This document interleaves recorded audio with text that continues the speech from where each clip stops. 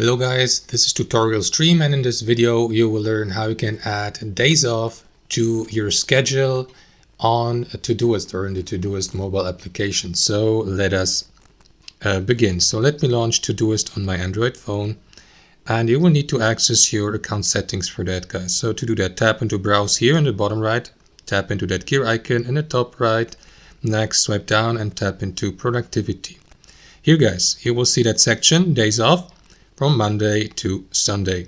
So if you'd like to pause your achievements, for example, and take weekends off, you may, for example, tap into the given day, like Saturday and Sunday. Saturday and Sunday, as you can see, are selected on default, but you can add, for example, other days of the week. If you'd like to take the entire week off, simply tap into all of these days. And that's basically it. I will leave it at Saturday and Sunday, guys. So that's how I do it. Let me just return to the previous menu. Hope you enjoyed it, and until next time.